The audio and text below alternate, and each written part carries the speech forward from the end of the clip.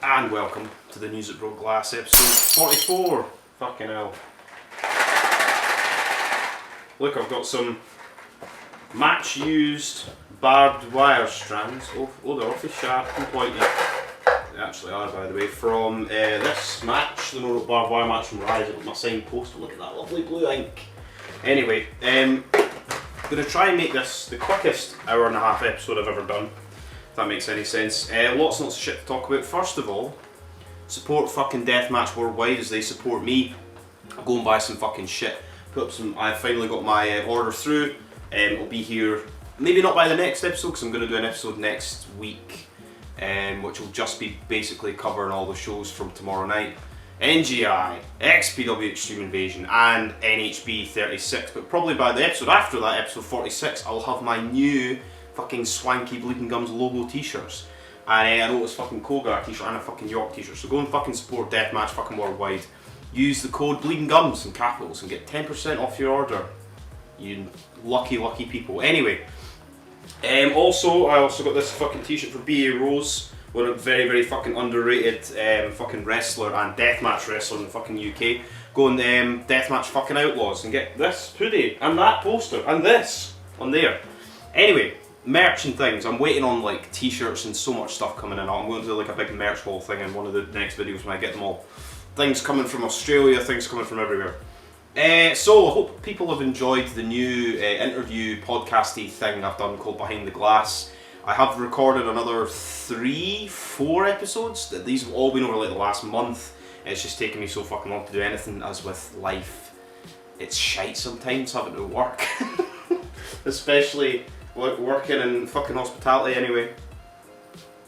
Woe is me, but yeah, there'll be two probably out at the start of one at the start of next week, and probably two next week, maybe three. I'll do a little spoiler for you: light beers, badgers, and kumite. You people who are in the know. Anyway, so we're just gonna go over some other shit that's happening. Basically, Alex Cologne went on. There was a thing where he was like selling off his gear, like a sort of what's the word for it? He was like selling off his gear for like making money from it. He sold like so much cool shit, like fucking his ring worn stuff from Matt Tremont's last match in GCW during the pandemic at that collective thing. He sold off so much different things. Basically, Alex Cologne has said that he's doing. I think this is with Stephen I and Kings Road Wrestling,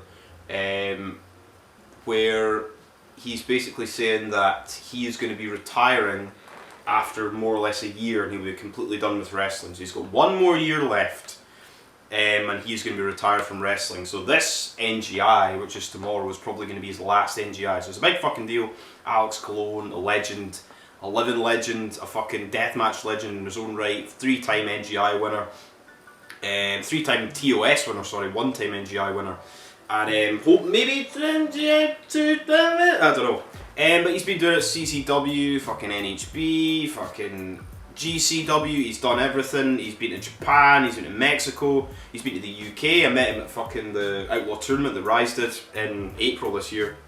So, if that's what he wants to do, good for him, man. He doesn't need to prove anything to anybody. He's one of the best deathmatch wrestlers in the fucking world. Good for him. Also, the tickets for the Rise NHB shows, I'm going to speak about them, are nearly fucking sold out. We have 4 shows over 3 days. Saturday's completely sold out. There's 2 shows on the Saturday. We've got Rise in the afternoon, NHB in the evening. But buy some fucking tickets. I think there's like 18 left for the Friday show, which is the Pit Fighter, and then for the Sunday show, which will be the big Rise against NHB. I think there's like 24 tickets or something. So buy those fucking tickets, or you're gonna fucking miss out. I've got tickets for the full weekend. I'll be there all fucking weekend. Also, Dirty Ron was arrested. For a lot of people are posting like various different things in different deathmatch groups. There's a lot of like sort of horrible. Hi, Navy. Yes, that's right. There's a lot of like bitterness and hatred between like XPW fans and XPW and NHB fans and things like that. Basically, Dirty Ron was arrested. There was all this like, I don't even know how these people found this information. All these things about like his like bail conditions and all his charges were all up in this thing. If you want to find out any of this, go on like Deathmatch Elite or Murder Death Kill Club. It'll all be up there somewhere if you look for it. I don't want to speak about people's like personal lives and issues and things, but basically moving forward, Dirty Ron will not be in XPW moving forward, and he will not be pretty much anywhere moving forward by the looks of things. Also, there is a Teddy Hart fucking documentary. I've got the picture up here. Apparently they were like filming something with Teddy Hart. He was going to do a reality show, and then the people, like, he kept like fucking them over or something. And Teddy Hart, who's a very interesting character in professional wrestling, very very good fucking wrestler as well, which is it's the sad part. So there's going to be this Teddy Hart documentary. It'll be insane. It'll be a very entertaining, very disturbing watch, I'm sure, for the interesting and controversial and fucked up life that man's had. And obviously this weekend's probably one of the biggest weekends in deathmatch wrestling. XPW NHB NGI 7. It's going to be tomorrow night. I'm doing all this on Friday. This is very early Friday morning. I don't know if you can tell I'm a little bit tired. So I'm having a little cup of tea. My aim is to record all this, edit it and have it all out by like Friday night, early Saturday morning, so I can get all this done before NGI, XPW and NHB, because this will be a massive, massive Saturday night. And Sunday as well, we've also got Circle 6 that's doing a show, and Sunday we've also got GCW's Wisconsin Death Trip as well, so holy fuck, so much wrestling. Thank fuck them off on Monday, that's all I've got to say. Also, GCW have announced this thing where they're going to be on Fite for $4.99 a fucking month. $50 a year from now on, and you get their whole back catalogue, and everybody's like, oh my god, I can't find this show, I can't find that show, I'm like, surely you people who are saying all this online, you've, in my humble opinion, you should probably already have these shows in Smart Mark Video. And all these people are like, oh yeah, they're putting up all the NGIs individually, like why are they not all up already? You've probably already got them all. Like, for me, I've not watched any of the NGIs that have come up on Fite, because I've got 8,000 other things to do. But, I mean, I already own all the other NGIs on Smart Mark Video anyway. Or if they were on Fite, I've already got them, so I don't understand. Anyway, but $4.99 a month is insane. That is genuinely, for somebody like me, who sits and tries his utmost to watch fucking every GCW show, and I mean, there's even ones in the last couple of weeks I've missed because there's so fucking many wrestling shows. $4.99 a month will save me literally hundreds and hundreds a year, so that's fucking amazing. People were saying that they're maybe going to go to the WWE network. No, they fucking weren't. I thought they were just going to make their own app, but now they're on Fite Plus.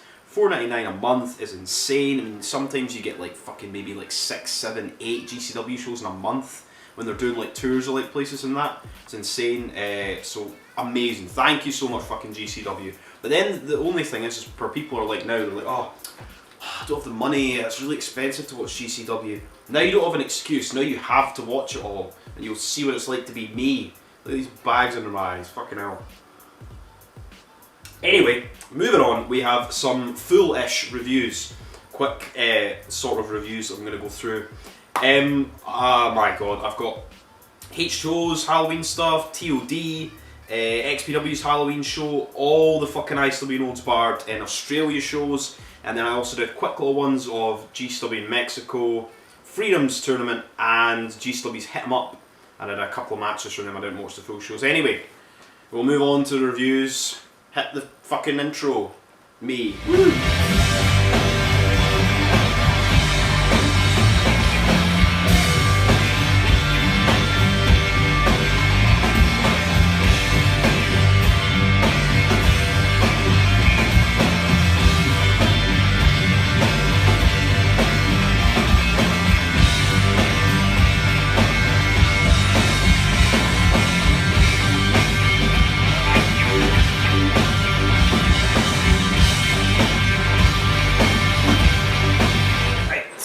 Reviews. H2O's Bound by Blood, starting with H2O. On paper I did say that I thought this show was like probably one of the best looking shows I'd seen, and I think it was pretty fucking good. I think it was better than the night after. I still don't know how they managed to fit 2 fucking rings in that building. So to start with, we got Ross and Bradley beat fucking Hoodfoot and Matt Tremont. This match wasn't even very long. On Cage Match, I saying it was 8 fucking minutes. It was great. Beating the fuck each other, seeing Hoodfoot, I think this was Hoodfoot's debut in H2O. Excellent fucking match, excellent way to open. I thought this was maybe going to be the main event. But as we'll go on and see what the main event was, I understand why they made this like this. It was good. Then we got Rocket fucking beat Marcus Mathers. I was like, holy shit, Rocket is so fucking good. I give him fucking like 6 months and I bet he'll fucking turn up in AEW. He's fucking excellent. Then we got Declan Grant against Danny Demanto, and this was Danny Demanto just being a cunt. Because a lot of the fans that were there, this was the Sunday after NHB 35 on the Saturday night, so a lot of the fans were like NHB fans. Demanto's getting everybody to chant for NHB, H2O people are chanting. He's slagging off Jess Moss, basically calling her a slut. Because she's very over with all the boys in the back, slagging off Declan Grant. Match is pretty good. I think we had tubes and gusset plates and doors and things like that. But in the end, Danny Demanto was going to win, and Atticus Kogar ran down and spiked him in the head with some skewers, sort of a big smile on his face, and he ran away. And I think he put Declan Grant on top of him, and Declan Grant beat Danny Demanto. So I was happy with that. I really like Declan Grant. I think he's very underrated. Then we moved straight up to the next match, which is the Kogar brothers against the Rep. And the Kogar brothers are very, very fucking good. I would say that of a lot of people that are on Deathmatch Worldwide, Otis Kogar has a lot of the fucking sickest looking fucking merch on that. So Otis Kogar's fucking great, and he had a great show at TOD. We're going to speak about that. Yeah, the Kogar brothers beat the Rep. The Rep, long time CZW tag team. Then we got Casanova against Jimmy Lyon. This was just beating the shit out of each other, brutalising each other's chairs, brawling on the outside, and just fucking nasty, nasty fucking match. Casanova Valentine does beat Jimmy Lyon in the end, and then Jimmy Lyon, Chondo announces basically they're going to have a no-ring tournament thing at H2O. I can't remember what the date he said for it was, but basically the first two entrants are going to be Cass and him. And it'll be fucking good to see fucking Casanova when he fucking comes over here again to the UK for the NHB shows. Then we got Devantes and Gigi Everson against Red Dead Redemption, Manders and Ryan Redfield. This is a sort of foregone conclusion. Manders and Redfield won. They're kind of pushing them as sort of like pretty much top guys in the company at the minute. Devantes and Gigi Everson, I mean, they sort of suit each other. I don't know how to describe them. You see, like, they should be a team, and they are a pretty decent team. But obviously, Red Dead Redemption beat them unsurprisingly. Then we got a fatal four-way. This was a strange match. A fatal four-way Danny Havoc hardcore title match. Brandon Kirk defends the title against, it was meant to be Jeff Campbell, he wasn't there, so his wife Tara Calloway steps up, who is the undisputed Queen of Crazy from ISW, there we go. These Canadians and their I's and their S's and their W's. Bam Sullivan and Neil fucking Diamond Carr.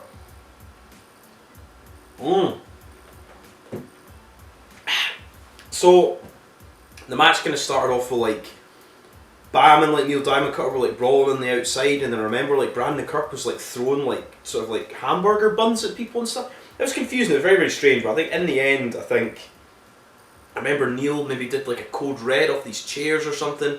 I remember like various different spots in this match, and then I think in the end, Brandon Kirk pinned Neil with a Psycho Driver fuck your life on a big bed of chairs. But I think Neil did do like a jump off these chairs and did like another spot. I was expecting like, I thought, and for me in my head I was like, oh, Neil's going to win, but obviously he's not going to win. Because they're wanting to sort of push Brandon Kirk up the card. And plus now H2O are doing a thing where they're like, a lot of their storylines are melding with NHB's storylines. Which is good because it gives them both like extra space to work out their storylines and things. So it's alright. Obviously they're pushing Brandon Kirk and this big thing with Cruel and Casey and Tremont and blah blah blah. So Brandon Kirk wins. Then we got Kennedy Copeland against Sawyer Wreck.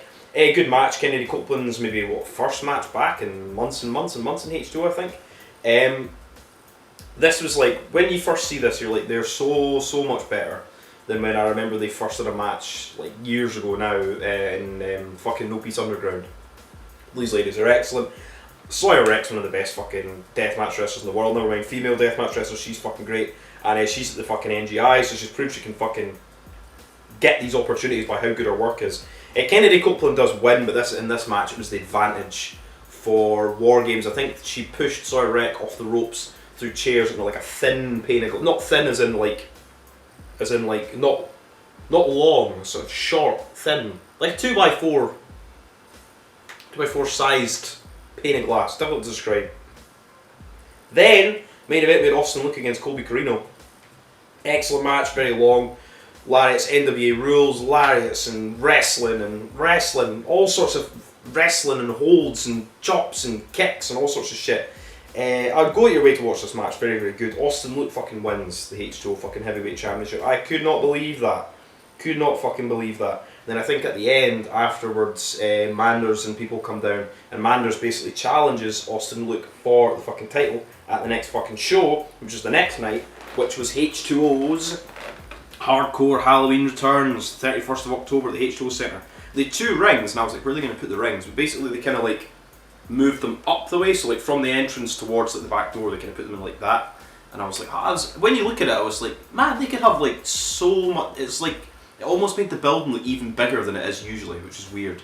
I was like, they could have so many more people in there if they just like pack everybody in. I don't know, it was a weird sort of visual. Anyway, they had 2 rings. So we'll go through this show. I genuinely think that Bound by Blood was a lot better show. So we had a tag team gauntlet, which was, there was various different people. Brian Neal and Duncan Aleem came in. They were like dressed as like a Jedi, like a Mandalorian and stuff. Duncan Aleem is excellent, very good. Who else do we have? Devantes, Gigi Everson, we had Jeff Cannibal and Terry Calloway came in. Chaos Control, the Proclamation were there. Who else did we have? CWO, Chad Spectacular, and who else was Spatloon? Stan Styles. Who else do we have? In the end, I think it was Devantes and Gigi Everson. Like, they sort of eliminated a couple of teams, and they went to the very end, and they were like, who's going to be the next team? The next team was like unannounced, and they're like, who's gonna come out? And Ross and Bradley came out and beat them in about 2 minutes, and then they win. And the #1 contendership for the tag team titles is now Ross and Bradley. So doing double duty that night. Then we got a disqualification match with Marcus Mathers and Jimmy Lloyd. I don't remember anything about this match, but according to Cage Match, Marcus Mathers beat Jimmy Lloyd. I assume it was very good because both these guys are very talented. Then we also got The Office, which used to be a CZW stable, which is Brandon Kirk in a lovely suit, Connor Claxton coming out in his big white shirt, and Kit Osborne were against Eric Martin and Reed Walker. What, I can't remember what this. So basically, it was going to be like a handicap thing because Adonis Valerio wasn't there. But then I think something happened, or somebody ran in, something happened, and the heels ended up getting the victory and ran away and actually managed to beat The Office, which was kind of annoying. I thought they were going to give him the big babyface win, but Then we got an 8-man tag team match with lots of guys who I was unfamiliar with. But Sean Henderson was on one team, and Edward Hawkins, Frank Benetti. Frank Benetti as well. You see when he gets to wrestle in H2O, you see him. He does like lots of ring setup, brings out all the weapons and everything. Frank Benetti is a fucking good wrestler, so I want to see him get more opportunities to actually wrestle in H2O. This match was just lots and lots of younger guys that I didn't really know that much of. The end game were there as well. Actually, they had face paint on, former tag team champions. And well, I suppose I didn't know. Yeah, so the end game, Frank Benetti and Edward Hawkins were on one team, the heel team. Then you had Ryan Raddick, Sean Henderson, and then Fully Loaded, who were 2 guys I've never seen before. The babyfaces win. 8-man tag team match, 2 rings. You know, it's basically just using the 2 rings and getting as many people on the card as you want. Then we had Alex Stretch and Anthrax were in a tag team death match, and it was meant to be Low Life Louie, but he's replaced by Jeff Cannonball, who wasn't at the last show, but he replaced him. Again, Neil Diamond Cutter. And this match was a shitstorm death match. Neil Diamond Cutter's idea, by the way, trademarked that shit, Neil. So what did we have? We got buckets of Legos, buckets of tacks, buckets of they were like crockery, I think it was. They were like sort of like broken like plates and things. There was thumbtacks, they had light tubes, they just every 5 minutes there was tacks and everything. The whole ring was just littered with shit. It's just fucking such a cool visual. And then fucking Alex Stretch and Anthrax in the end did beat Jeff Cannonball and Neil Diamond Cutter. I think he won. I'm sure Neil got pinned in the end. I think at the very end, but they kind of broke off. But there's just so much stuff in the ring. Even commentary were saying it's going to be a shame for ring crew. But yeah, that match was very good. Anthrax and hey Navy, you coming up? Come on. Anthrax and Alex Stretch getting another win in fucking H2O. Well, let's see. And then we got the World Heavyweight title match, which was Manders against Austin Luke. And this was fucking great. Manders was fucking awesome. Lariats, chops and everything. So Austin Luke's playing that he's already wrestled the night before, he's hurt and everything. Had this big long match, won the title. In the end, Manders fucking beat Austin Luke. Austin Luke was champion for one day, which H2O seemed to like to do when they did that with I think Billy Starks won the title from Adonis Valerio, and then had it for a day. Reed Walker the title, had it for a day or something, and then now like Austin Luke had the title for a day, the world title for a day. Man, there's now a cat. There's now a cat here. Ryan Redfield brings the belt in the ring. Manders has won it, and you think he's gonna like take the belt away from him, but he puts the belt around his waist. So there's a little bit of the old infighting. So Manders is now tag team champion and world champion in H2O, and then we had the main event. The cat's abandoned me. We had the 10-person 2-ring cage match, death match, war games thing. Tremont and the Angels of Death, which was, let me see if I can remember this without looking up. Everybody came out in different intervals. I think it started off with Tremont and Mouse, I think. So we had Mouse, Kennedy Copeland, Ross and Bradley, and a mystery partner on one team. And then on Tremont's team, it was meant to be Casey Kirk. She was replaced by Brandon Kirk. She didn't come out. So Brandon Kirk, Masha Slamovich, Sawyer Wreck, Jess Moss, and Matt Tremont. And the mystery partner for Kennedy Copeland's team was Colby Carino, because during that Colby Carino Austin Luke match where Austin Luke won the title at Bound by Blood, Matt Tremont ran down and he was the referee. Basically the referee got taken out, another referee got taken out, something happened. There was no other referee, so Tremont ran down, made the count, and basically he cost Colby Carino the world title. So Colby Carino come out and attack Matt Tremont. This was just a big fucking brawl and light tubes and beating the shit. There's 10 people all blasting each other with light tubes and just explosions going everywhere. Fucking, I always think for like war games matches and everything, it's just such like just a clusterfuck, but in like the best possible way. I've just seen everybody beating the fuck at each other, everybody just brawling and fighting. Notable spots for this was Matt Tremont got thrown for a pane of glass. It was like a pane of glass that was still like put inside like a door. Like obviously they were like, a lot of times you'd remove the glass from the door. The door frame was still there. It right through, got a huge fucking cut in his arm. I was like, oh Jesus Christ. He seems alright now, he's still wrestling and everything, he's not taking any time off. And also there was like a board was put there and set on fire, and Colby Carino was like thrown through this fucking flaming board. In the end, the babyfaces win, and that is the end of the following. I think the following is the name of the heel group. But Tremont never got his answer. He kept asking Kennedy Copeland, why? And I don't think he ever got an answer. But in the end, the babyfaces did win. And that was H2O's weekend. I would say that Halloween weekend, I should say. You should go out of your way to watch some of the Bound by Blood's, I would say, a better show. Let's see, what would I recommend for this? Hoodfoot, Tremont against Ross and Bradley. Declan Grant against Danny DeManto. Where are we? Blah, blah, blah, blah. Also, Austin Luke against Colby Carino. Really good. And then on the other night, I would say that Manders against Austin Luke was excellent, and the main event as well was excellent. So another two good shows for H2O, but I would say Bound by Blood was the better show of the two. I mean, they're doing something. They're doing fucking 2-ring war games, 10-person things. A mindfuck. Anyway, we move on to CZW's Tournament of Death 19, and to have this the way in cage match they've laid the fucking in cage match.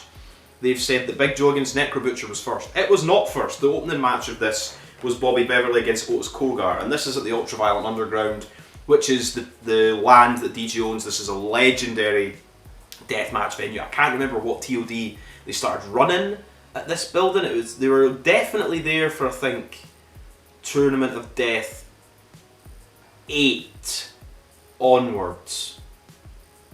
Yes. I think Tournament of Death 8 was the first one they did at the farm, and I think subsequently from there, aside from a couple of the later ones they did, like 2018, 19 and things like that, I think they were at a different place, but a majority of them from 8 to like 14, 15, 16 and things, they were all in this venue. So it's a very, very historic field, if that makes sense. This field has seen a lot of fucking legendary death matches and deathmatch tournaments from CZW.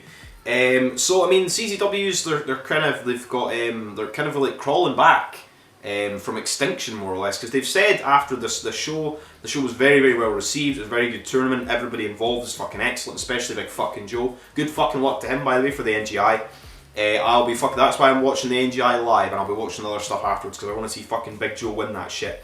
Anyway, So, I mean, all the people involved, but I think they've said from now, further going forward, they're going to do a couple of Ultraviolent underground events, like smaller deathmatch shows for CZW. They're probably going to do a Cage of Death at some point, maybe not in December, they've said, but like some point through the year, and they're also going to be doing Best of the Best as well. So, I mean, things are on the up for certainly a company that, like, aside from this Tournament of Death thing, was dead. You know, I mean, they had some shows, but fucking... Anyway, move on. We also had Mike from Kings Road Wrestling was on commentary with the other guy on commentary, but I can't remember what his name was. Mike's mic was quite low down, but this is probably just because I watched the rough edit. So, first of all, we had a Barbed Wire Massacre Deathmatch. Bobby Beverly against Otis Kogar. Barbed Wire and Light Tube Bundles outside. These two beat the fuck each other. These two know each other very, very well. I think that certainly Otis Kogar was trained by Ricky Shane Page, and everybody says that Bobby Beverly was trained by Ricky Shane Page. I would think that maybe Ricky Shane Page wasn't, Bobby Beverly wasn't trained by RSP, because he seems like slightly older. But they did say that on commentary anyway. So we got like, there's barbed wire like spider webs, Bev gets put through one, it's like tangled and everything. Otis Kogar gets thrown from like the middle rope like through the outside. Like the turnbuckle to the outside through a big barbed wire contraption, they're all covered. They had this sort of like mini little TV stand got put in the Bev's head and got smacked with a fucking chair. I was like, Jesus Christ. Beating the shit out of each other with fucking chair shots and Light Tube Bundles. Excellent. And my pick to win was the Bev or Joe. So I was very, very happy to get to see Bobby Beverly have such like a fucking good tournament. Anyway, blasting Otis Kogar with chairs and just barbed wire boards and everything. It was great. Bev fucking wins. Otis Kogar excellent. As I say, he's got excellent merch. I still need to get me a fucking Bobby Beverly t-shirt. Then we had Big Joe against the fucking Necro Butcher cage match. And a rematch from XPW where Big Joe fucking knocked the Necro Butcher out. This was fucking insane. To start with, there's like panes of glass everywhere. Big Joe gets fucking panes of glass thrown at him. Smashes. Joe's out the ring. Necro's just launching panes of glass out the ring. They're not breaking because they're so fucking thick, and which would hurt 1,000 times more. 1,000 times more. Fucking just launching big fucking sheets of glass at his fucking head and everything from in the ring. I'm like, oh my god. They're brawling around the outside. Big Joe came with like a sort of Make America Great Again, but it said Make America Big Effin' Again, which is fucking great, like a red hat. They're just brawling outside, beating the fuck out of each other, brawling all over the crowd. I love that you get to see those old crowd brawls and stuff. Excellent. They get back in the ring. Necro is slamming fucking light tubes all over Joe's fucking exposed legs and knees. I was like, oh my god, fucking hell. In the end, fucking Joe won as well. I was like, oh fuck yes. We get Joe goes through to the second round with the Bev, and we will see them against each other, which is my pick for the main event. But we get it. At least we got the match. Then we got the order of this on cage match is so fucking stupid. Then we got Insane Lane and Brad Cash, where we had shark teeth bats, thumbtack bats. They were just beating the fuck out of each other. Insane Lane's obviously been in Tournament of Death 6 previously in a match against Freak Show, and fucking go out your way to watch that match. There's a bit of a Freak Show. They were a tag team called, what were they called? Vulgar Display of Power? No. I think they were called Vulgar Display. No, was that was Brain Damage and Deranged. I can't remember. Freak Show and Insane Lane were a tag team anyway. A big thumbtack bat and there's like a guitar and all this shit. That was a great match. Anyway, Insane Lane's been in Tournament of Death before many years ago.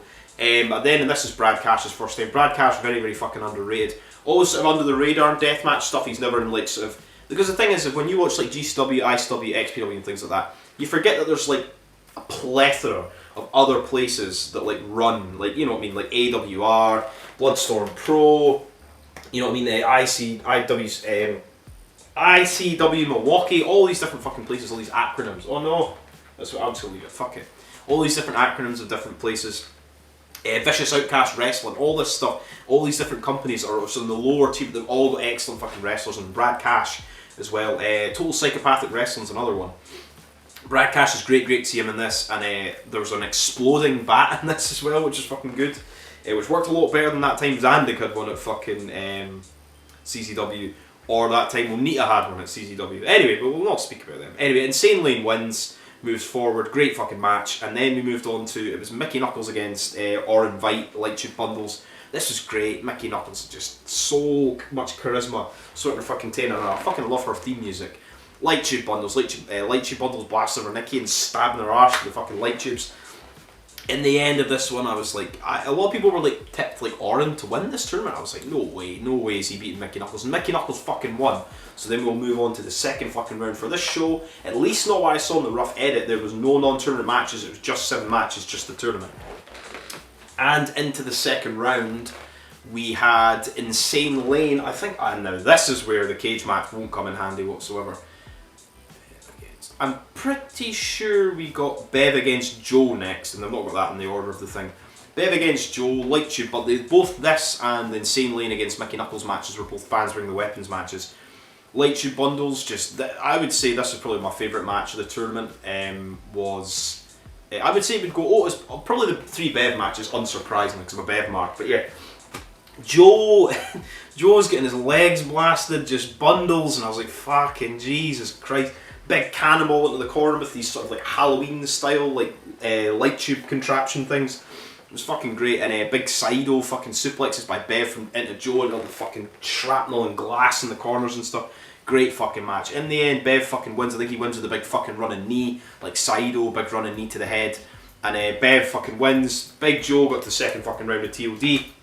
Maybe next fucking year's TOD, Joe can fucking go back over and win it. And maybe not have it in fucking October as well, because it'd be a tad fucking chilly.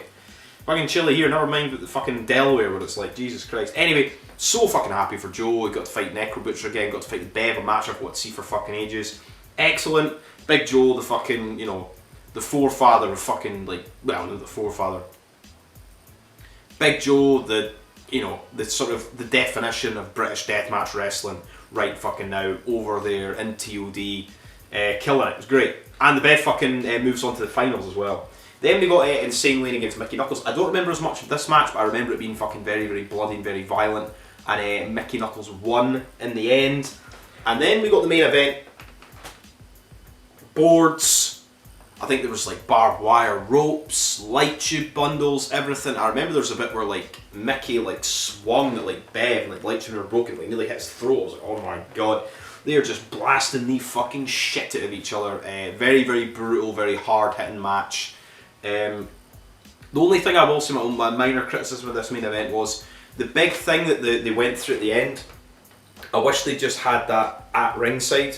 It was like 2 panes of glass, like a barbed wire board thing, and like it got set on fire, and then that was the final spot when they went up the scaffold that was also in the ring.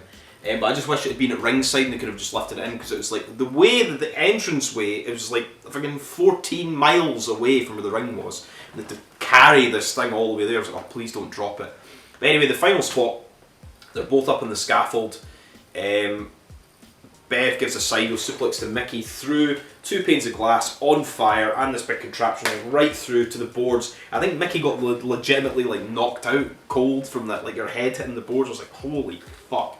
Sick. Bev fucking won fucking TOD. Insane. So fucking happy for Bev. Mickey Knuckles did come back. I think she was going to get taken away in an ambulance or something, but then she came back out and like basically said thanks to DJ Hyde, thanks to fucking Bev and blah blah blah, and put over CZW. And DJ Hyde put them over as well. Only time we saw DJ Hyde of the night was there, and I'm still not a fan of the new CZW logo, but maybe it will grow in me if they send me a beanie hat. Make up for that blackout t-shirt. Anyway, so that was TOD. It was excellent, really, really good. Amazing seeing Joe and Bev. Fucking Big Joe's fucking everywhere, runs every fucking town he goes to. The Bev fucking winning, it was excellent. Not a bad match in the thing. Only thing I will say is the rough edit I watched was turn up the commentary volume a little bit, and the only thing I would say is maybe don't put it in October. That's more just for the guys and the fans rather than me if you're going to do it outside. And then that was CZW, and we move on to XPW. My god, we're in 2022 and XPW and CZW are running fucking Halloween shows. Insane. So XPW Halloween in Hell 3 at the Derby Room in Pomona, California on the 22nd of October for this one. It's funny when you go on XPW things and like every single review and every single comment is all negative for everything for XPW. So the first match we got, like this is another thing with XPW, like the shows run so long. Like I can understand the tournaments, but my Christ, it's like 4 or 5 hours, but whatever. That's the beauty of having it on Fite. You can just fast forward the cleanups and stuff. So we've got Ludark Shaitan. I think Rob Black came out to start of the show, came out to Vince McMahon's music and said something, I can't remember what he was talking about. Anyway, Ludovic Shaitan against Mickey Knuckles. This was brutal, like, just tubes and just, my Christ, like, beating the fucking shit out of each other. Great fucking opening match. I think in the end there was like a sort of table bump, like barbed wire or light tubes on it. I think Mickey went through that, and Ludovic Shaitan did win in the end. But a great fucking opening match, and they're really sort of like putting a lot of like fire into like Ludovic Shaitan, pushing her through. Then we got motherfucking Drake Younger returning for the first time in a long time, certainly for doing death matches. And by that I mean glass. He did fucking glass and tubes and everything. Him against Hardbody. Hardbody comes out. A massive opportunity for Hardbody as well. Hardbody comes out and basically says, he's like, blah blah blah. He's like, you will announce me by my proper pronouns, blah blah blah. Drake Younger came out and cut a promo. Some of it was cut out by the shitty microphones, but not his fault. He basically said, he's like, he is here to make deathmatch wrestling great again. Huge pop from the crowd. And basically he's like, I've got more fucking deathmatch trophies in my cabinet than you've got pronouns, you little snowflake. And I was like, oh my god, the crowd went mental. It was so good seeing Drake Younger, and he's got like his yellow "Don't Tread on Me" shorts on and stuff. Hardbody immediately jumps out, blast Drake in the face with light tubes on the outside. There was like a syringe got put through Hardbody's face. Drake took a fucking running DVD through a sheet of glass. I was like, fuck me. Fucking just so good just to see Drake Younger. You're like, what the fuck is going on in 2022? It's insane. And then in the end he won with the fucking vertebraker onto Hardbody onto some light tubes, and Drake Younger won. As I said before a couple of weeks ago, this is basically just an exhibition match to get Drake back into the swing of death matches. He's not lost a fucking step. Him against Schlack tomorrow night's going to be fucking insane. Then we move on to Dirty Ron against Pagano. Obviously this will probably be Dirty Ron's last ever match in XPW. As I announced before, this was alright, both beating the shit out of each other. Pagano's very good. Light tubes, chairs, all sorts of shit. In the end, Dirty Ron won by lighting his elbow pad on fire and doing a big elbow drop on Pagano, and then he threw it off and it was fucking like burning his leg, and he thought it was holy shit. But Dirty Ron won, and probably his final match in wrestling ever by the looks of it. Then we got a strange one. It was a 6-way eliminator match. Basically, two people start off. Somebody comes in. I think it was like they're announced by times and whatever. So we had Willie Mack, I think, started it off. Then Human Tornado or something came out. Anyway, it was like Judge Joe Dredd, Biggie Briggs, who two guys I don't think I'd seen before. Big Brawling Bo Cooper with High Pitch Will. And then in the end, it was like everybody got eliminated. It was like over the top ropes at a battle royal thing. Willie Mack was left, and there was like one entrant left, and it was Kat Martini, Rob Black's wife, Mrs. And basically she came in. She basically said, Willie Mack, jump over the ropes. He was like, no. He went to go and give her like a powerbomb or a pile driver. Ludovic Shaitan ran down, and then they eliminated Willie Mack. So Kat Martini is now the first ever XPW Fite TV champion. And then there was an episode of like XPW TV, check that out on fucking YouTube, where basically she was, Kat Martini was speaking to Rob Black, basically saying she's going to be like a surrogate champion, and Ludovic Shaitan's going to fight the matches for her, and then Kat Martini runs in and pins. I don't know what Ludovic Shaitan gets it, but it's payday, I guess. Anyway, moving on. Then we got Necro Butcher against Terex. I really like Terex, a lot of people give him shit. He takes a fucking beating, Necro Butcher stabbing him with a pencil, they're brawling in the crowd, smacking each other with chairs, all sorts of shit. There's a guy in the crowd who's obviously blootered. For anyone that's not from Scotland, that means incredibly drunk. And he threw like a chair at Necro from the crowd, and like Necro was like, come on. And the security were there, and the guy tried to like step over the chair and was obviously too drunk, he nearly fell over, and the security told him to fuck off. Necro Butcher would have beat him fucking senseless. Why don't do things like that? I get very drunk at shows. I just sort of sway about and just sort of keep myself to myself. I don't fucking throw chairs at the fucking wrestlers, fucking idiot. In the end, Necro Butcher wins because of the referee, which is Danny Hernandez, I think his name is.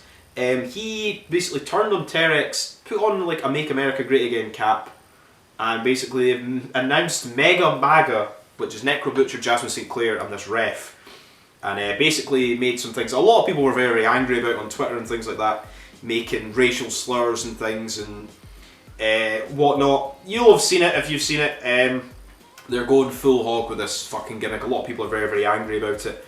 I don't think Rob Black is going to change anything to do with it going forward. I think the stable will probably get bigger and bigger, and I would assume that it will be also joined by Drake Younger at some point in the near future. And this would never happen in a billion fucking years. Imagine if you had a return, because in this year and everything, all this shit's happening. Necro Butcher's back, Drake Younger's back, all this shit. Imagine you had Zandig, Necro, Drake, 3-man team, Mega Maga, holy fuck. Mind-blowing shit. Anyway, then we move on to probably the match of the night, which was Sage Sin Supreme against Sawyer Wreck. This was another brutal death match. Sawyer Wreck's debut in XPW. She's fucking everywhere as well. She's like just everywhere she goes she's fucking excellent. So much charisma, such a great fucking look. This match was fucking mental. We had light tube bundles and stuff, but the main thing of this, there was a board of skewers put, so Ludark Shaitan's sitting in the corner. The skewers board is on top of her. The skewers facing towards her. Sawyer Wreck runs, there's a cannonball sent on into it, and one of those skewers got stuck in her fucking arm. She couldn't get it out. She went out of the ring, and the referee couldn't pull it out, so he got his teeth and pulled the skewer, and it was about that fucking long. It was like, holy shit, fucking insane. That was like a mental spot. There's so many different things, like, for good or bad, that this XPW show will be remembered for. It's fucking crazy. Then obviously at the end of the last spot there was like a big thing of like cut cam boards, and Sage Sin Supreme did beat Sawyer Wreck, but that spot, like, holy shit. Then we got like a confusing sort of segment. I like skipped bits of it. Masada, I think Rob Black came down, Vampiro came down, was meant to fight Masada for the title. Rob Black stripped Masada of the title. Masada ran down with the title, attacked Vampiro, they made it into a match, they were brawling all around the derby room, got into the ring. Masada beat Vampiro, and then Vampiro and Rob Black were in the ring and basically saying, do you want a title shot against him in New Jersey at the show tomorrow night? All the fans in Los Angeles were shouting, fuck New Jersey. Rob Black basically made it for a show coming up called Merry Christmas. I'm surprised it's not called Merry fucking Christmas, it's just called Merry Christmas. I've got the date for that. So basically they're going to have a rematch in December, not tomorrow night. Confusing segment. Masada and Vampiro, what the fuck's going on? And then the main event, which I thought was, I don't know, it went just not the best of matches. Schlack against Angel, insane to see Angel back, beating the shit out of each other with light tubes and everything. Both people bleeding and stuff. There's a lot of like shit with like Veronica Kane and is it Misha? What's her name? Misha Montana, the girl that came out. It's like Schlack's valet. She came out in like a wedding dress and everything. I think she's like a porn star or something. She came out, she got hit in the head with a fucking light tube, she was fucking bleeding. There's a ladder, the belt was above the ring, there's just all this stuff. There were like, Angel got thrown, there was so many like different things. There was like somebody who used to be Angel's partner came out and they were going to give him like a boot scrape. One of the fans pulled a light tube away from him. I was like, what the fuck are these? The security needs to get better, but I do think it is, a lot of it's to do with the fans are like left there for like 5 hours drunk and there's like so much clear up, and what are you going to do? Just drink more. But hey ho, in the end, like, Angel got thrown through a pane of glass that was put up against the ropes, went up to the top, got put through a table, and in the end Schlack does win. He also gave Veronica Kane, Schlack gave Veronica Kane a powerbomb onto a chair, like right in her head. I was like, oh my god. It was just, this main event was a fucking clusterfuck, but it was still not a good match, but an entertaining match, just for the spectacle of like Misha Montana bleeding, Angel being there, the fans, that powerbomb, Schlack winning. So yeah, I mean, go out of your way to watch this show. Certainly watch Sage Sin Supreme against Sawyer Wreck, Drake against Hardbody, and Ludark Shaitan against Mickey Knuckles. Very, XPW, whether their shows are sometimes good or bad, they're always entertaining and always watchable, and there's always insane shit happens on XPW shows. Moving on to ICW No Holds Barred's tour of fucking Australia. So first of all, this was on the 14th of the 10th. This was in Melbourne, Australia, at a building called the Third Day. It was shown on the 23rd of October, Pit Fighter X12. First of all, which I thought was like, I understand we're going to get Akira and Callum Butcher are like basically a team now in Australia called the Crimson Lovers. They're best pals, kissing each other's heads, and all they were out like any match Callum had or any match Kira had, their other partner was out with them the whole weekend. We had a good fucking team. But for this, they were like drinking the whole way through the match, but like drinking like shots every time they would do something and drinking and all. I just felt it was too long for an opener.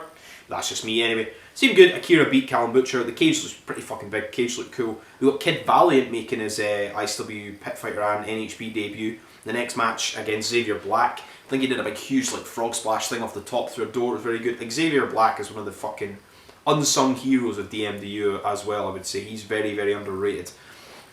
Gore was against Jordan Sampson in the next match. Great to see Gore. Crackerjack cutting promos, always great. Gore fucking throwing around Jordan Sampson. Gore wins.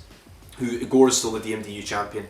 Then we got Damien Rivers against Mad Dog, which was, I think, probably one of my favourite matches of the night as well. Damien Rivers did beat Mad Dog. Damien Rivers like just doesn't seem to lose. Like he's always like more or less like undefeated, or more or less in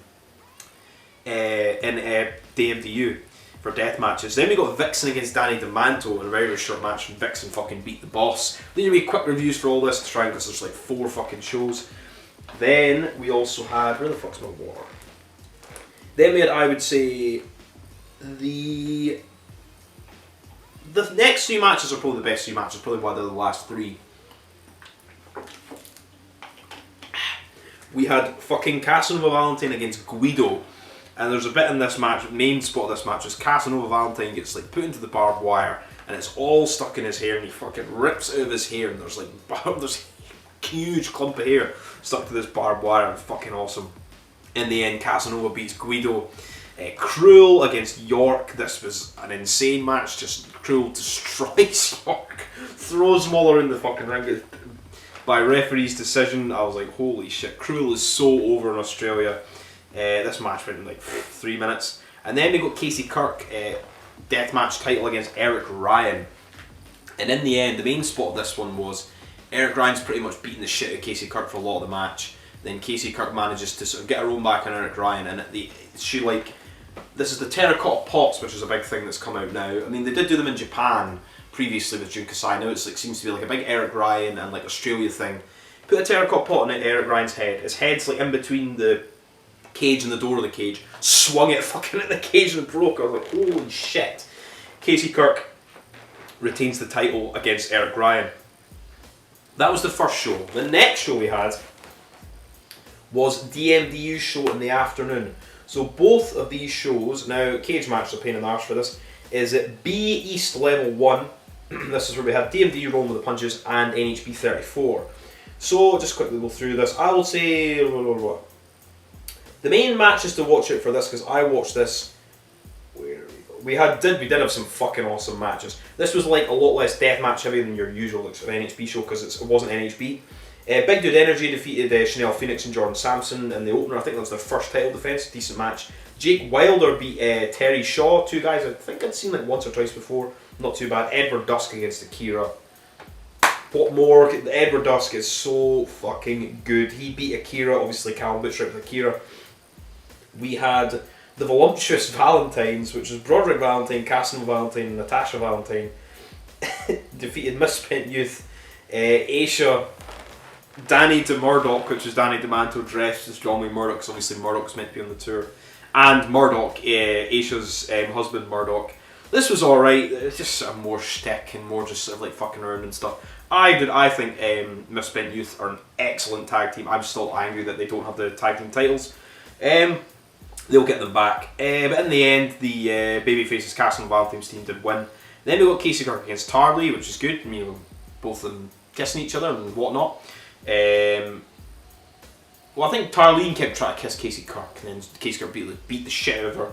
This was what I'm saying when I was watching this. I've seen Casey Kirk in so many death matches. This wasn't a death match. So like, she's so fucking good at just wrestling as well. And so is Tarley. Tarley's very fucking underrated. Then we got Cruel against Callum Butcher, which was one of the best matches of this entire fucking weekend. Lobbing him through. There was a bit where like Cruel hits like Callum Butcher with like a barbed wire bat, and like one of them, something in the crowd like right beside him like chanted that was weak. Cruel just stops and really like walks at the ring, and the guy in the crowd absolutely fucking shit himself. I was like, oh my god, Cruel's a huge big fucking guy. Oh, it was great. Thumbtacks. Callum Butcher gives Cruel a big fucking suplex from the top through tacks and chairs. Cruel fucking choke slams Callum Butcher from the apron through a door on the outside, and Cruel gives his big sort of double underhook, like pretty much what it used to be like sort of like Awesome Con's like implant Jariver thing what was it? Was it called? John Moxley used to use it as well, I think, called the Hook and Arrow or something like that. Cruel doesn't have a name for it, I can't remember what it is. Cruel beats Callum Butcher. Then we got Damien Rivers against Eric Ryan. The light tube battle is fucking big fucking shotgun drop kick into the tubes by Eric Ryan to start with. And in this match, Damien Rivers fucking beat Eric Ryan and the crowd were fucking pissed. Like I say, Damien Rivers don't fucking lose. Unless he loses on the next show, which he probably does.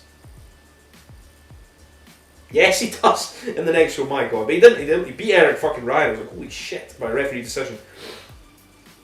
Pretty sure it was referee's decision. Then we got Vixen against Joel Bateman. Joel Bateman in a pissed off mood for this. This was the DMDU Deathmatch title. We had barbed wire boards, we had cactuses, we had fire, we had light tubes, we had gusset plates.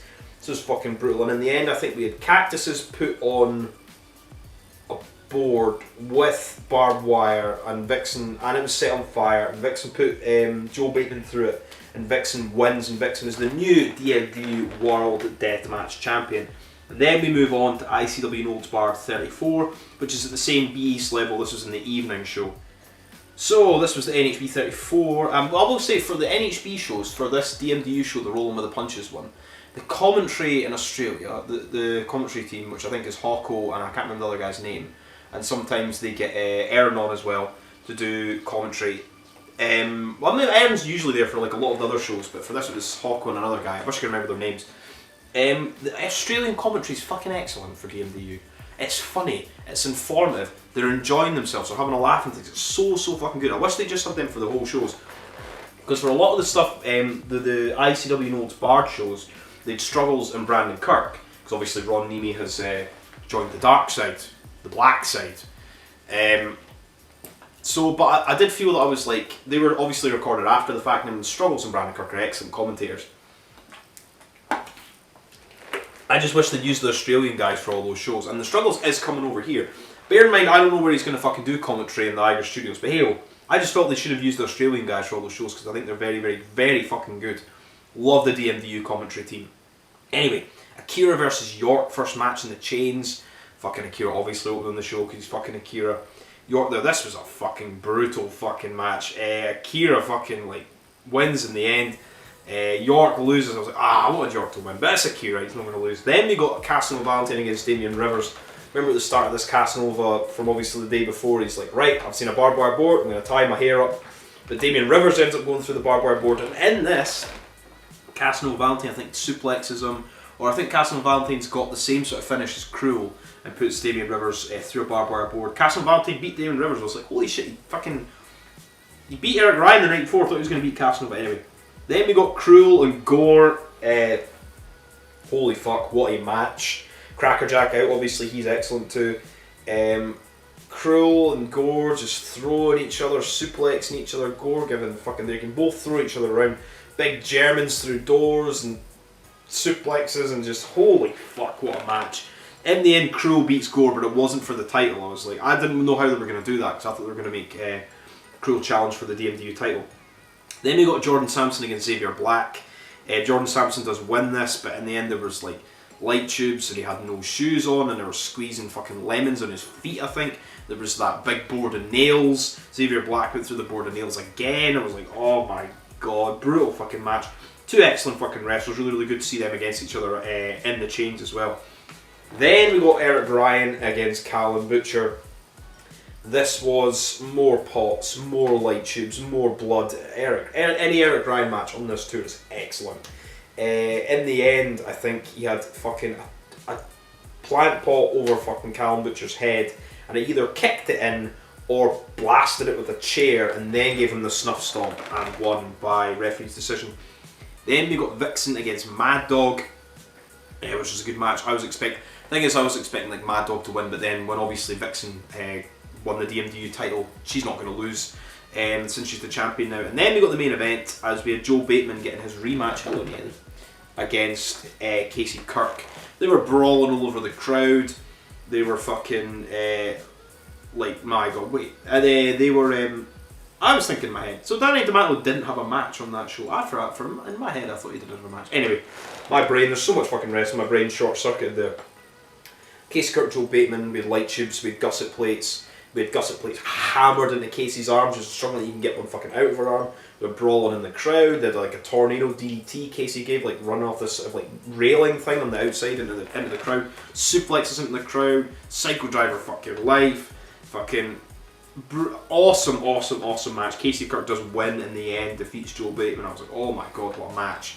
Then finally, for the Australia tour, which I did think was very, very good, but I think that the UK tour is going to be even better for NHB, but that's just because I'm biased, because I'm going to be at all those shows. What a mark. Anyway, this was at Space 338, which I like this little venue. This is ICW Bard against DMDU. So first opening match, we had York against Jordan Sampson. Two guys that were on, they were in NHB 32. York was against Slade in one of the best matches of the year, and Jordan Sampson against Casanova Valentine on that show. Anyway, York defeated Jordan Sampson. I think he gave him this big sort of top rope sidewalk slam. Good match. Casanova Valentine defeats Will Walker. Will Walker's first appearance over this weekend. Will Walker's very, very underrated. And Casanova Valentine did win. I was like, fuck's sake. But a really, really good match as well. Then we got Eric Ryan against Camby Crawford, one of the best matches of the weekend. Main spot, remember from this, is them both just being absolutely covered in blood, blasting each other, panes of glass. There's a bit where like a pane of glass is put over Camby Crawford's like face. He's sitting in the corner. Fucking Eric Ryan launches a fucking plant pot, the glass doesn't break, and then just does a big running cannonball senton straight through the glass. It's like, holy fuck. I'm sure Eric Ryan wins with a snuff stomp at the end. Then we got Big Dude Energy having their first ever death match. Big Dave and Ricky Gilmore against Akira and Callum Butcher. And this was fucking, the Crimson Lovers. This was really, really good. And obviously they're using light tubes and everything. Big Dude Energy's first death match. They excelled in that environment. And in the end they even fucking won. They done like a big double team maneuver through Akira, and then they did another one. They did like a running, jumping thing, and then they slammed Callum Butcher through this big pane of glass, and Big Dude Energy fucking won. Excellent, excellent. Really, really happy for them. Another two fucking guys that can fucking go do death matches in Australia. There's so many people. Then we got Joe Bateman against Danny Tomanto. We had a shark cage full of light tubes that Joe Bateman went through. There was gusset plates. There was Danny Tomanto taking skinny tubes of all things. Like, holy shit. Just insane to see the two bosses. You see that they fucking have a great deal of like friendship and respect for each other in this match as well. In the end, Joe Bateman did fucking beat Danny Tomanto with a sort of like roll-uppy pin thing. It's fine, he's the boss of DMDU, it was great. And then the main event, we had Casey Kirk and Cruel against Mad Dog and Vixen. And in the end, there was basically lots of like, Cruel went mental, launching chairs into the crowd, and that Casey Kirk and Cruel did win at the end. And then we have more of the, great match by the way, we have more of the sort of Cruel and Casey Kirk things. And obviously we've got Brandon Kirk and commentary, more and more pushing for the storyline. Where Casey's turning heel with the big monster Cruel, and Brandon is probably going to have to beat Cruel to get to Casey to get his title shot. Excellent stuff. That was NHB DMDU's Australia tour. I'll go more in depth out, but there's just so much fucking shit to go through.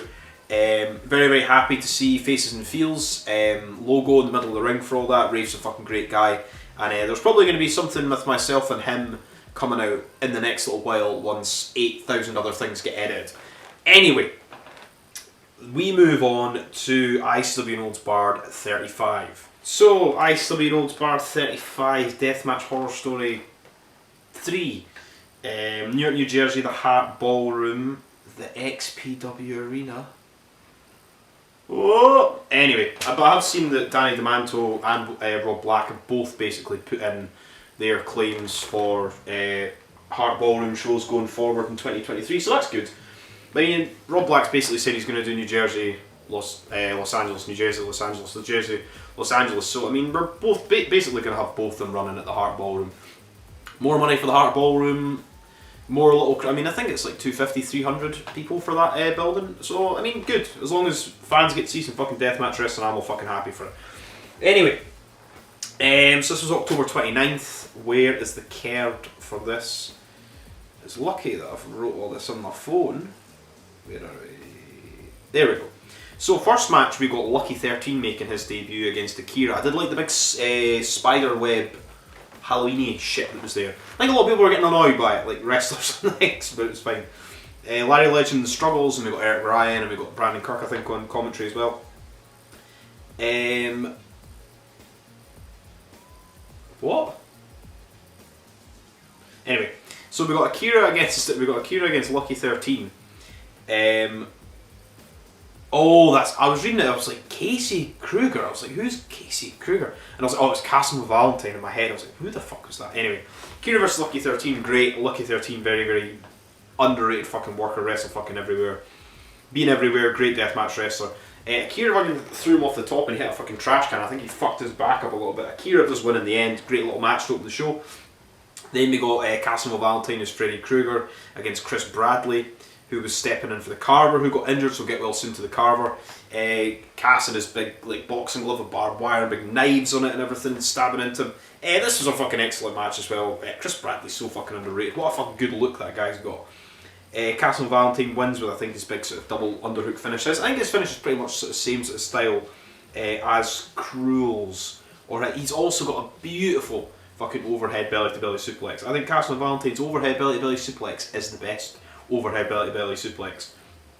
Just as a side note. Then we were meant to get Akis Kogar against Danny DeManto. Akis Kogar wasn't there again. Boo! He was there. Wink wink.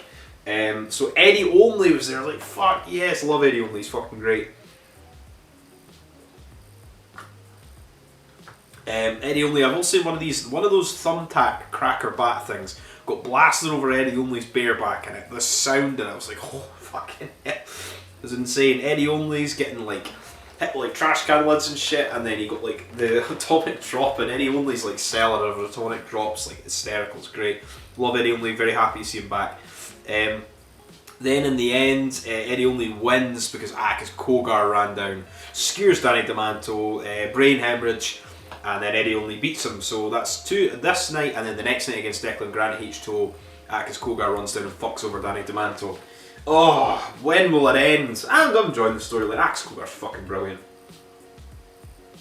Then we had AC Mack, who's the IWTV World Champion, came out and basically had an open challenge. His debut in ICW NHBs. And he says, I'm open challenge for this fucking belt. Cruel came down, punched a fucking security guard right in the face. Then just came in, throwing people around. AC Mack blasted Cruel in the back with a big light tube bundle. He just sort of turned around and looked at him. Throwing fucking AC Mack through doors. I think he did a big Death Valley driver through a door. Did his big hook and ladder fucking move. And wins the fucking title. So Cruel's now the IWTV World Champion.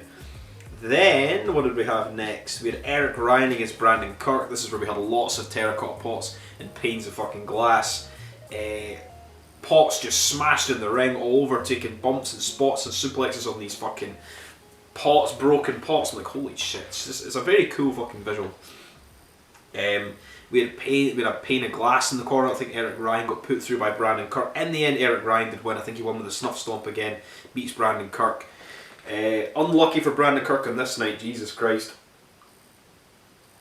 Then we got match of the night, the returning to the change, John Wayne Murdoch against Hoodfoot. Please just go on IWTV and watch this match. It is excellent. Hoodfoot wins in the end. Light tubes, glass, gusset plates, violence, knives, just really, really good. And John Wayne Murdoch came back, and he also announced that he was from Rob Black's back pocket, which made me mark out. Like, fuck John Wayne Murdoch. Heel in NHB is great. Then we got the main event. Strange ending. We got Casey Kirk against Matt Tremont for the ICW World Championship. And in my head, before I'd seen all the Australia shows, I was like, Tremont could win. Potentially could win this. But no, with all the stuff Casey Kirk. And then this match was really good until the end. It was like, Cruel came out, stood on the chains, basically interrupted Matt Tremont's beatdown of Casey Kirk. And then... oh yeah, I will say one spot is that Casey Kirk standing in the corner, Matt Tremont runs and does a big fucking spear into the pane of glass, and in the chains there's no fucking turnbuckle pads, and Casey Kirk's got a hat over her head, like more or less just hits like the chains at the bottom. I was like, oh my god, it was okay, like, but Jesus fuck.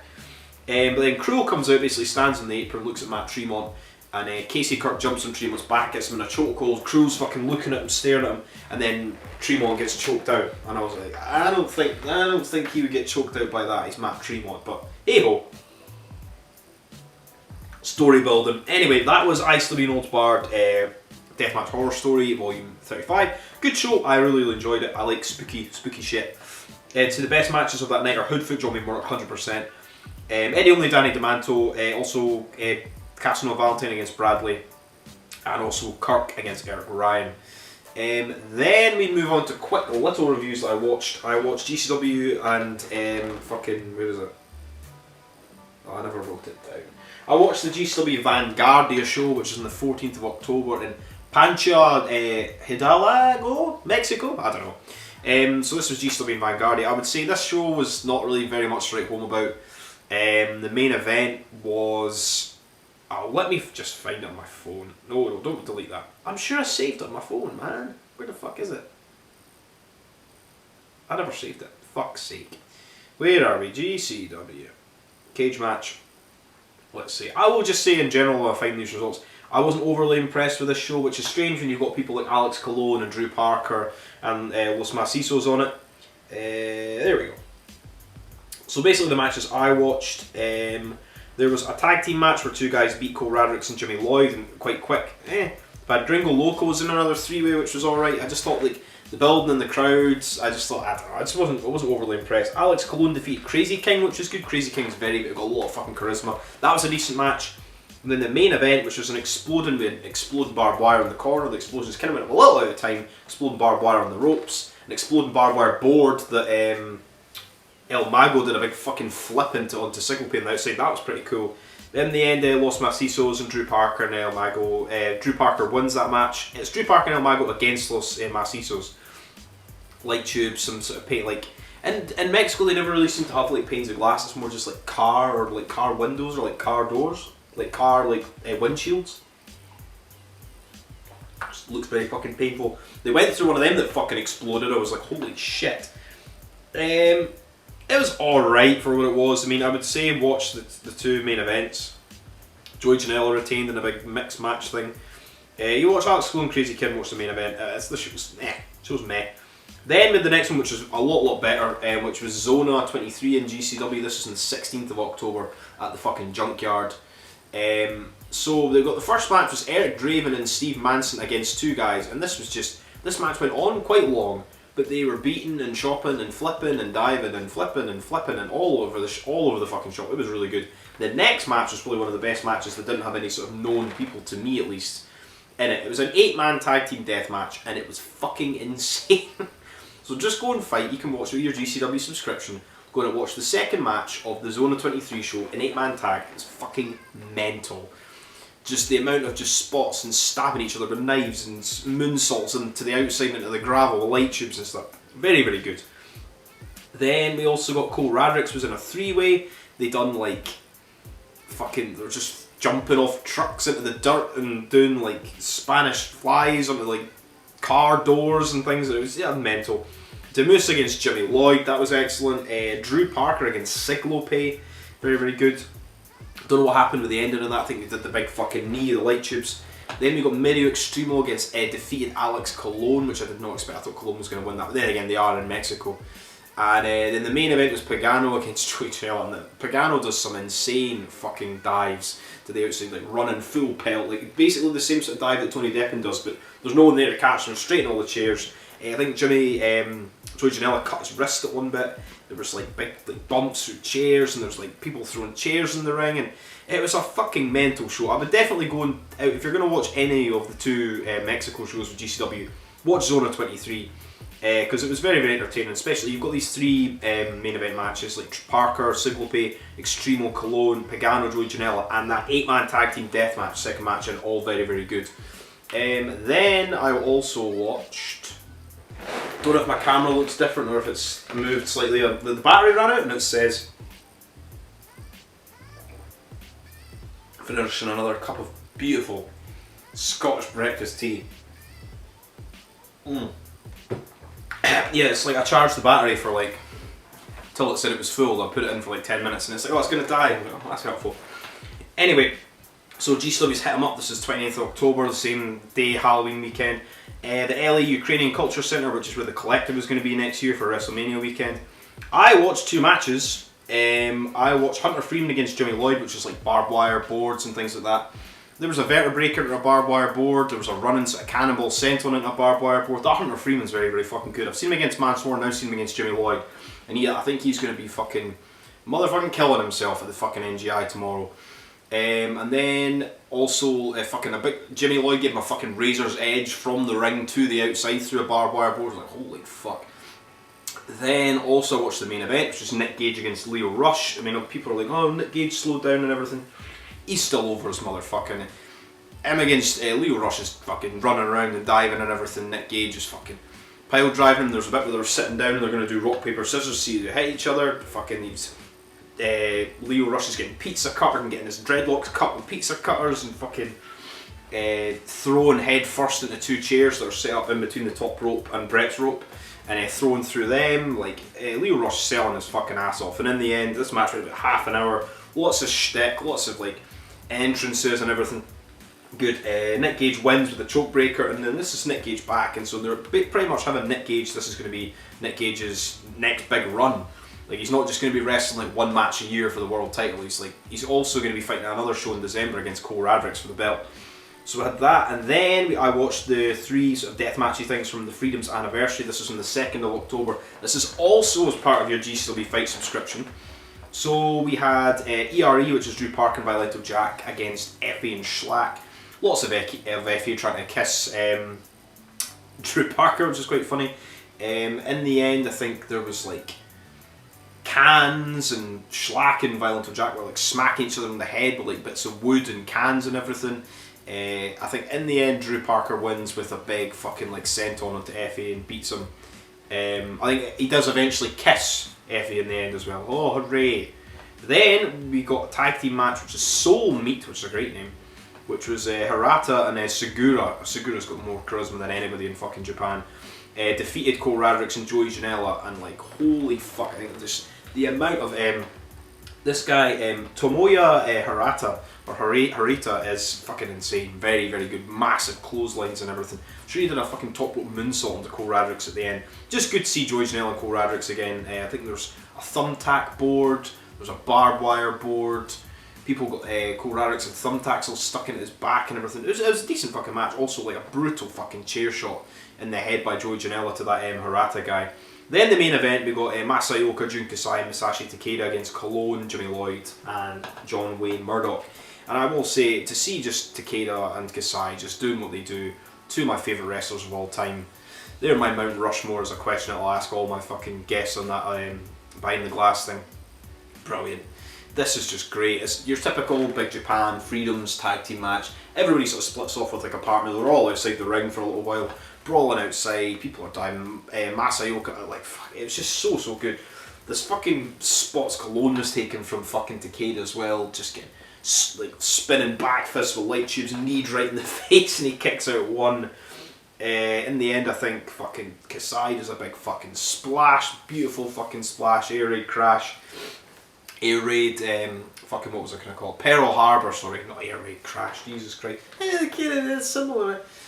Name wise, what else did we have? We also had a big, huge like reverse DDT off that sort of like metal walkway thing they use for a lot of Kasai's matches that they put on top of the top rope to give them more space.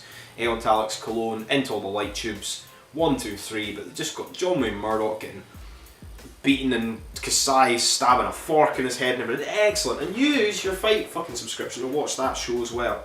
Freedoms, the Japanese death matches and Freedoms are well above and beyond a lot of what all the rest of the world do.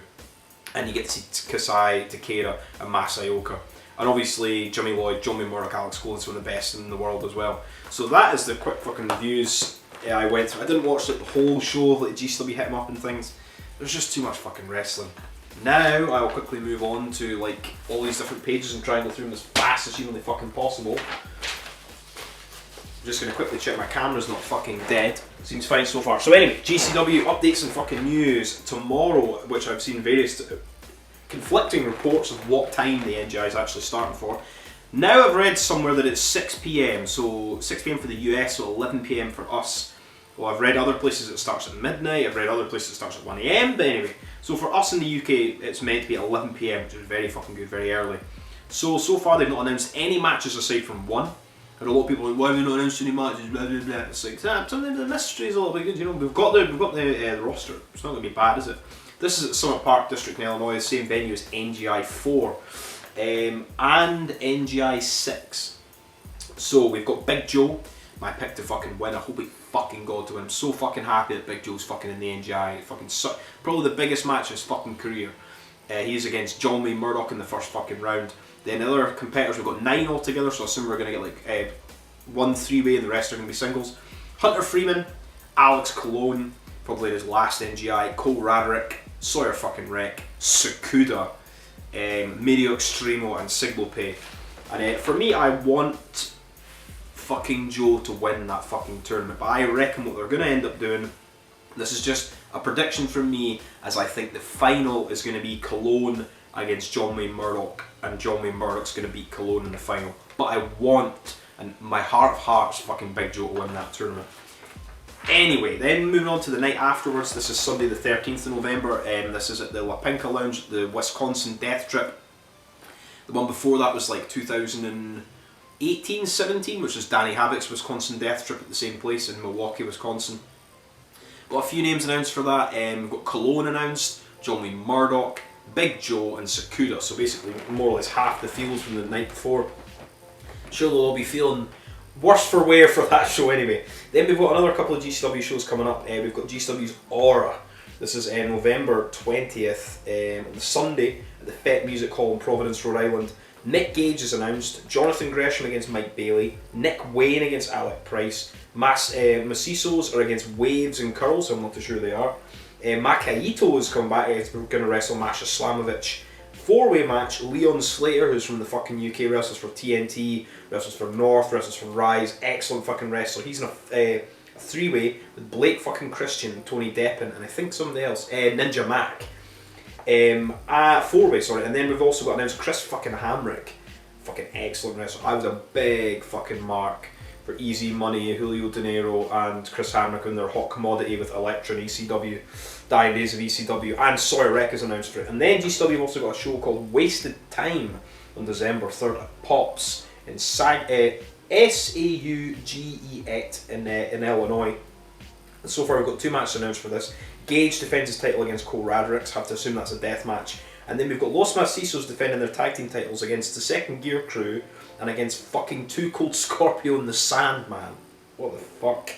When they were tag team champions, I think it was Too Cold Scorpio was TV champion, tag team champion. Sandman was, I think, world champion or definitely tag team champion, and Scorpio was 2 Gold Scorpio in ECW in I think 1996. Then the night after this is GCW's one afternoon only, Sunday, December 4th at the Arena in Jefferson in Indiana. We've got 2 things announced for that so far. Billy Starks is going to be fighting Tony Deppen, and we've also got the Rejects, Reed Bentley and John Wayne Murdoch are on that show. Now quickly moving on to ICW No Holds Barred. We've a few announcements and updates for their upcoming shows. Also we've got their show 36, which is tomorrow night. The biggest night in deathmatch wrestling I think this year for a little while. So this is the full card. This is 8 PM Saturday the 12th. I think it kind of goes, so it'll be 11 PM for us NGI, midnight XPW starts, 1 AM NHB starts, so they're all sitting on an hour. Fucking hell, so much wrestling. So this is 1 AM in the UK, this is 10:30 Delson Drive in Westville, New Jersey. So we've got the full card here. We've got Gary J against Aaron fucking Williams. Get Gary J on every fucking show. Love him, he's great. Christian Ross against Chris Bradley, number 2 in the chains. I assume we're going to get Christian Ross win this one because Bradley won the last one, moved to 3-1. Akira is fighting, this will probably be the opener obviously, it's Akira against Bam Sullivan making his debut in the chains. Fucking really happy for Bam. We've got Danny DeManto against Brandon Kirk for the last time ever. We've got Hoodfoot who's meant to be against Sadaka. Sadaka's injured against Dr. Redacted. Because Dr. Redacted was meant to be against the Carver, so they've added those 2 matches together. Fucking bloodbath. IWTV title Tremont is against Cruel, who's the champion. And then the main event, Mickey fucking Knuckles fights Casey Kirk for Casey's American Deathmatch title.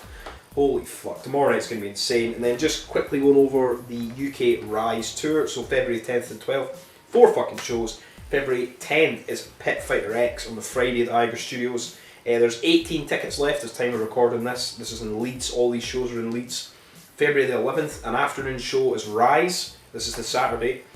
Evening show is No Holds Barred. This is at the Irish Studios again in Leeds. This is completely sold out. And then February 12th, which is going to be NHB against Rise. I assume we're going to get shit.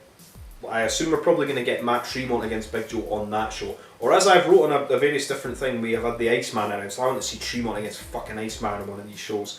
And this is at the Warehouse in Leeds on the Sunday. And there's 24 tickets left for that. So fucking buy your tickets fucking quick. And we're just going to go over the people that have been announced on the American side, the NHB side of things. Tremont. Let's listen to this fucking lineup that's coming to the fucking UK. Tremont, Cruel, Akira, Casanova Valentine, Brandon Kirk, Casey fucking Kirk, Eric Ryan, Larry Legend, The Struggles, and obviously Danny D'Amanto. Holy fuck, what just a cavalcade of fucking talent. I'd also, when they've obviously got Struggles over, I assume he's going to be doing commentary. I don't know where he's going to do commentary in the Irish Studios, because there's no room. There's going to be no fucking room to do anything. Then also from the UK side of things, for the Rise side of things, we've got names announced for that. We've got Big fucking Lou Nixon for the British fucking top team. Big fucking Joe, obviously. The current reigning European Deathmatch champion, Danny Darko, Michael fucking Caden, Clint Margera, Johnny fucking Storm's been announced, what the fuck, and the Iceman. So get your fucking tickets for that. I'll be there all weekend. Come and have a fucking beer with me, and we will party into the night as many nights as we can before everybody dies of fucking smoke or alcohol related ailments. Then we move on to November 18th and 19th, so this is next weekend. TW Arena in Red Bank, Tennessee. NHB have got PFX 13 and NHB 37. So PFX 13 is, there've not been a lot of like advertisement for this, but just when I was going through the card for this, I was like, holy shit, what show. Bev versus Brandon Kirk, Eric Ryan against Cruel, Tommy Vendetta against Hardway Heater, Hoodfoot against Tank, Jaden Newman is against John Wayne Murdoch, American Deathmatch title, Casey Kirk against Reed fucking Bentley, and Gary J's against Joe Black. So 1, 2, 3, 4, so 8 full matches, and it looks like a fucking banger of a show. That'll be awesome. Friday next week. Then the 19th is Saturday is NHB 37, same venue, TW Arena. Adam Priest is against Hardway Heater. Eric Ryan is against Tommy Vendetta. The Bev versus Tank, dream match for me. And the Casey defends her American Deathmatch title, if she's still the champion, against Akira. And then also there is IWTV is presenting Wrestleville, December 29th at the White Eagle Hall in Worcester, Massachusetts. This is like various different companies are all running different things here, but one of the shows I think later on into the night is PFX 14. This will be NHB's last show of the year, and I believe the next shows they'll be doing is the UK shows. I think they usually take January off. I think a lot of places take January off. Start of the year. So we've got 3 matches announced for that. We've got Alec Price making his NHB debut against Akira, Slade against John Wayne Murdoch, that'll be a fucking bloodbath, and Casey Kirk defending her title if she is still champion against the Hoodfoot. Then we move on to XPWs Xtreme Invasion, which is also tomorrow night on the 12th at the Hart Ballroom in New York, fucking New Jersey. My fucking god. So we've got the card for this is insane as well. Not as, like, there's still a lot of people who I want to see some matches for. So first of all, Schlack against Drake Younger for the King of the Deathmatch title. First time ever match, I think. I'm almost certain it's the first time ever match. That'll be insane. We've got the Bev, who's no longer against Dirty Ron for obvious reasons. The Bev was against the Mystery Pot. Just give him Sexy Eddie. Sexy Eddie against the Bev in a death match.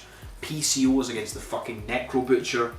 This is a random 3-way match. The Green Phantom whacks former like CZW wrestler, CZW photographer many moons ago, and Lucky 13. Kat Martini's defending her Fight TV title in an open challenge. So I assume that'll be Ludark Shaitan against somebody. We've got a body bag match as the Soul Takers against Hard Body. What the fuck? Last body bag match I remember wrestling was 3PW, Sabu, Sandman, New Jack, and New Jack gets his big knife and stabs through the body bag. And then my fucking boy, Hardcore, is against Chris Worthless in a match, I assume a fucking death match. Fucking so happy for Hardcore. If he wins this, he gets an XPW fucking contract. So on yourself, fucking man. Guy's very, very fucking complimentary of me. He's a fucking excellent guy. And he's in XPW, he's going to be going to RPW. So fucking well done, man. Fucking, do you deserve it? Also, obviously, we've got Sexy Eddie announced for that, Willie Mack, Masada, Kit Osborne, Ludark Shaitan, Sage and Supreme. All these different people announced for that don't have matches. And then just to say, XPW presents Merry Christmas at the Derby Room, Panama, California, 10th of December. And we do have that one match announced for that, which is Masada defending his title against Vampiro. Fuck me. Then we quickly just move on to some UK deathmatch news. So TNT Extreme on Thursday the 1st December, A Cold Day in Hell at Hangar 34, which is, for you American fans and whatnot, is the same venue that the GCW TNT shows were in. So we've got Dan Maloney against Rampage for the TNT World title. We've got a big tag team tornado tag team war thing. We've also got FAs against coming back over as against Shea Monet with special referee Visage. And we've also got a dry ice death match for the TNT Extreme title between Clint Margera and motherfucking John Wayne Murdoch. And a shout out to the man who's going to be helping do all of the fucking gimmicks for that match, my fucking good friend Dean. That'll be a fucking interesting one, and hopefully, fucking fingers crossed, I can come down for that show, because I would fucking love to come down. But by the looks of it, the next shows I'll be at will be next fucking year. I am away to ICW Scotland's show next Sunday. But who knows, fingers crossed I'll be able to come down for that driest death match, because I really want to see Clint and John Wayne Murdoch. And also got Lizzie Evo against Angel Hayes. The tag team is split up. Tito and Martel. Martin, Sean. And she turned on Lizzie Evo, and I think they lost their tag team title opportunity. So Lizzie Evo against Angel Hayes. And then also just to say, we've got the tickets are on sale for GCW TNT 2023 at the Hangar 34, same as last time. September 15th, 16th, 17th. And this is on ringsideworld.co.uk. Go on there to get your tickets. Running a show. I really want to come down to this and that TNT show. Rise. The BTT Christmas fucking bash. Be awesome. At the PPW Arena in South Bank Warehouse in Sheffield, 17th of December. We've got one match announced for that, which is Darwin, the fucking good doctor, the leader of the British top team, and the best promoter in Rise history is against Leon Slater for the Rise title. And there's a new company starting this year, starting next year, I believe, in the UK called Battle Pro Wrestling, and they'll be based in England. I'm not too sure what city they're going to be emanating from or where their home base is going to be, but they've announced they're going to have an Extreme division. And go on their Instagram and see for who people you want to see in their fucking Extreme division. Fucking Alton Thorne, Antonio Gonzalez, fucking Tombe, B.A. fucking Rose, fucking Jack, fucking Iceman's son Jack. Get all these fucking people in there. Another company that's going to be doing Extreme deathmatchy stuff is always fucking good. And finally, moving on away from the UK to RPW, before we only have a few more things to talk about, and then that's the end of this episode. I have no idea how fucking long this has gone so far. So, Ruthless fucking Pro is back with Death Right November 26th at the 2640 Blazer Road in maybe Michigan. So we've got a few matches announced for that, and some obviously people, I think I spoke about this last time. We've got the Rust Belt has been defended, Randy West defends against Mickey Knuckles, electrified fucking light tubes match, fuck yeah. TJ Myers against MM3. We've also got Hardcore, mentioned, is fucking making his debut for RPW, fucking well done son. We've got Crimson, Remington Roar, Tommy Vendetta, Dr. Redacted, I think Hoodfoot's going to be there, Arcus Kogar, Otis Kogar, lots of fucking guys are going to be there, it'll be awesome. Also some H2O updates, Monday the 14th, which is Monday in fucking a few days, Hustle Cup 2, which is a last team standing tag team tournament, plus an insane fucking match. Tremont, Jess Moss and Declan Grant in a three-way against Los Macizos making their H2O fucking debut, and Jimmy Lloyd, what the fuck. And Ross and Bradley get their title shot against Manders and Redfield for the H2O tag team titles. And I mean, Redfield could easily turn and lose the tag team titles and then get his world title shot against Manders. Who knows? Who knows? Not putting ideas in anybody's head there. Anyway, also H2O is doing Subterranean Violence X Sunday, November 20th at the H2O Centre. We've got some matches announced for that. We've got Jeff Cannonball against Declan Grant. Full Metal Airstrike, which I assume is Full Metal Mayhem for copyright reasons that TNA or Impact Wrestling probably own the rights to. Tremont against Rocket, that'd be fucking good. Bam Sullivan against Jess Moss, Light Tube Deathmatch. Low Life Louie against Austin, looking at Four Corners of Pain Deathmatch as well. And then finally, I think H2O's last show of the year, this is on Boxing Day, is Deathmatch Fantasy, December 26th. Tremont's final ever no-rope barbed wire match as Tremont fights Sawyer fucking Wreck. And then we go all the way to the other side of the world to New fucking Zealand as Reaper Pro, which is Vic Craig's promotion. are doing New Zealand's first ever deathmatch tournament called Ready to Die, Sunday, November 20th, which is next weekend, which is in the Paerata Community Hall. A lot of the New Zealand things are difficult for me to pronounce because I'm the Scotland, Ken. So we've got a light. So there's I think there's like 9 people in this tournament. We've got a light tube and gusset deathmatch. Callum Butcher against Horace in the first round. Another first round. Jordan Sampson against JT Hall, who's fucking excellent by the way. And Chris, it's CHARYBDLS. Fans bring the weapon staple gun match. York's in the tournament. Vic Craig's in the tournament, and also a woman called JPE, who I've never seen before, against Joe Bateman, no rope barbed wire. So New Zealand's first deathmatch tournament, deathmatch fucking worldwide, and go and fucking deathmatch worldwide and buy some fucking DMDU stuff. Anyway, and then finally, Freedoms. This is next weekend, I believe, on the 16th, which in the next like Wednesday or something. It is they're hosting Go For It Freedoms at the Corrigan Hall. And then for the World fucking Freedoms Deathmatch title, Drew Parker defends against Masashi fucking Takeda. Fucking hope Takeda wins that shit. Anyway, that is it for episode 44 of the news that fucking broke glass. Support fucking Deathmatch Worldwide. Use code Bleeding Gums capitals to get 10% off your order. Support Deathmatch Outlaws. Support fucking Deathmatch Wrestling everywhere. And the door's now been knocked and I'm going to go. I've been Bleeding Gums. Use broke glass. Bye bye.